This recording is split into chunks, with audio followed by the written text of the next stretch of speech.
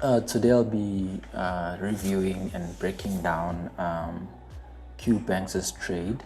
I'll be reviewing and giving you guys a breakdown of a post of a trade that he posted on the 18th of October 2022. So as you can see, he took the trade just above 30,023.2 dollars, and then he placed his take profit just above 32,457 dollars. So let's get into it. So this is the trade. So as you can see, he's running a floating profit of just above 230,000. So this is US 30 for 4 hours, and that's his floating profit. As you can see there, he's got 4 trades running. So let's get into it. How did he do it? Where and how and why did he take this trade?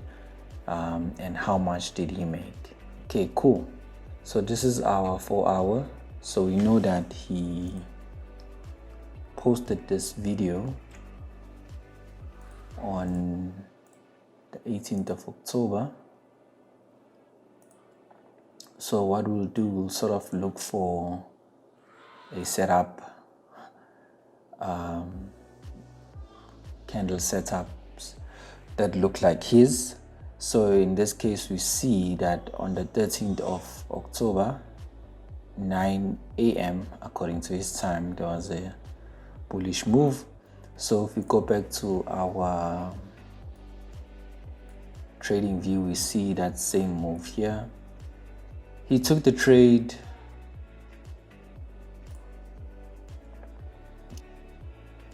okay. He took 3 trades around the same area.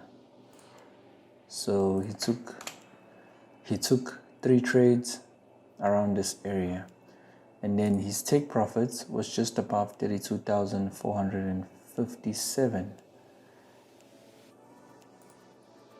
His take profits 32,000. So basically it was here. So this was his move. Got in here. Let's assume I believe that was his stop loss. Yeah, that was his stop loss. And then he got out there. If he decided to continue to hold, he would have gained above 2,000 pips. So how much did Mr. Black make from this trade? So we can just round that off to 1,900 pips. So 1,900 pips would have scored him $380,000 per trade.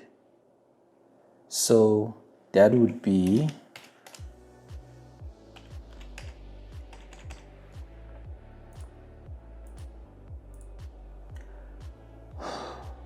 $1,140,000.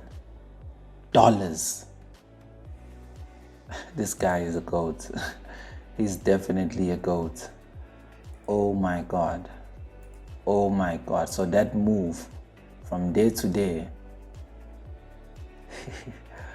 Wow. Wow. Wow. He's a living legend. Wow. So how did he take this trade? Where did he see the setup? How did he see the setup? What did he do to get in this trade? I mean, from just the looks of it, I'm thinking it's reversing from here. I'm selling. As soon as I see this break, I'm selling. I'm selling. Boom, takes me out. In my favor, takes me out. Without even coming down to retest. I mean, how, Q? How do you know these things? How? Wow.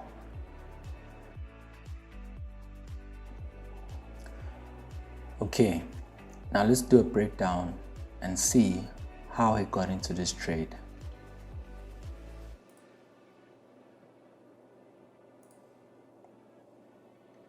So we're going to take it from the top to the bottom.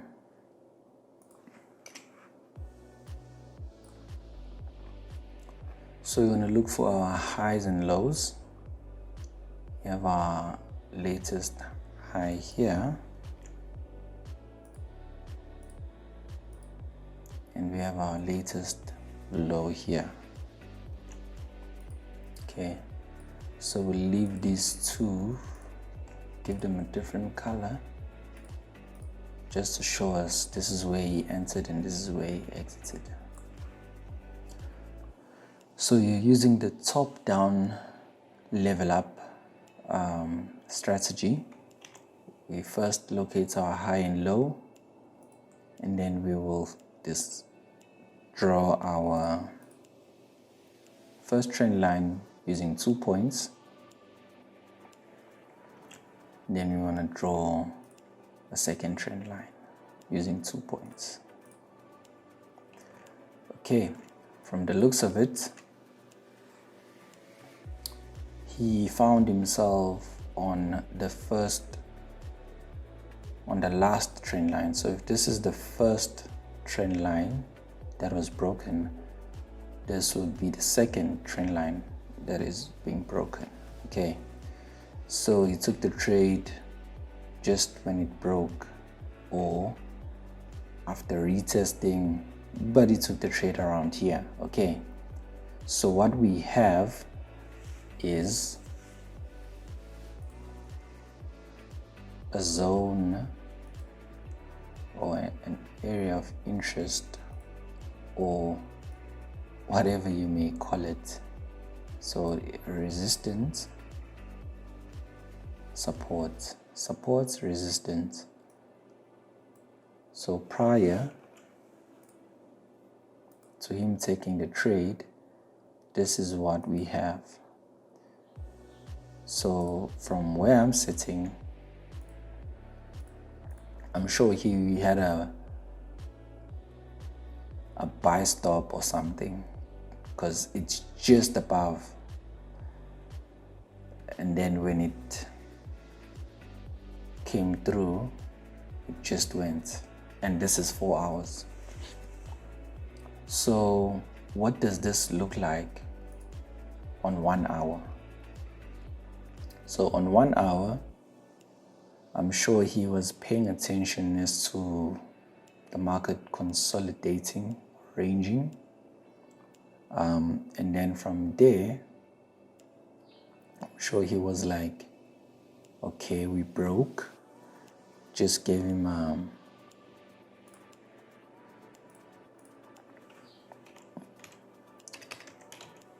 market structure.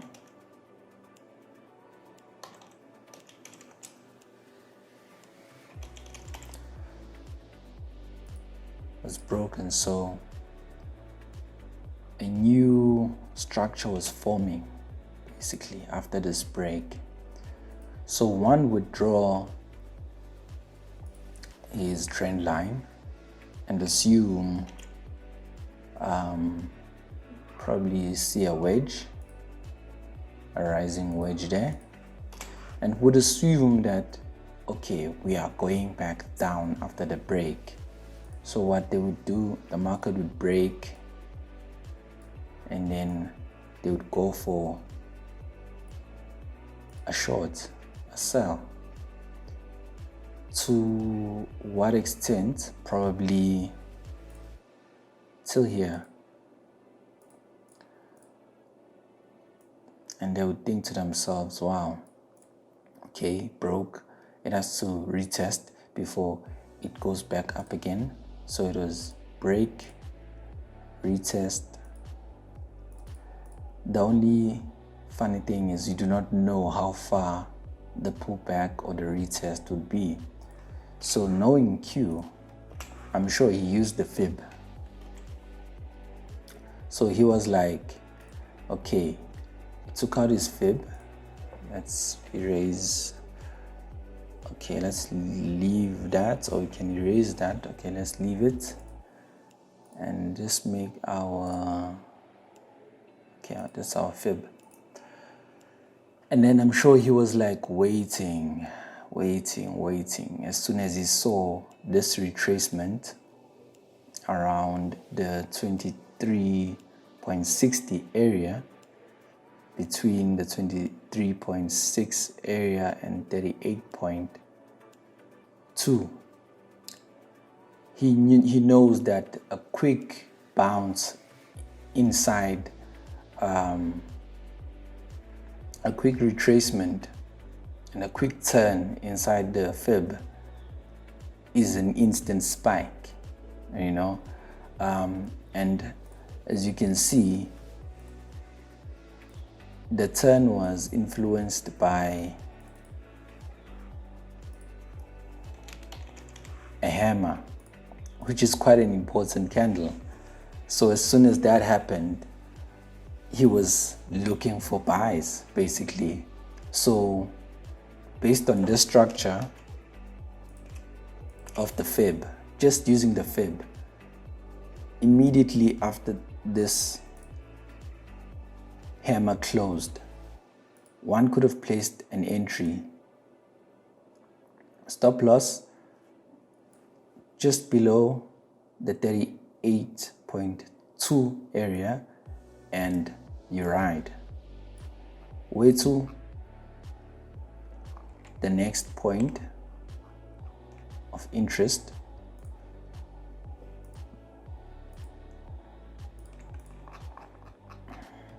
You ride. You get there, you secure your 2,390, 89, 90 pips. So with Q, that would have mean more money. So he had 3 trades running of a lot size 2, so that makes it 6. So I mean, this guy, wow. Wow. If he continued to hold, question is, would this move have reached that high if we play it out?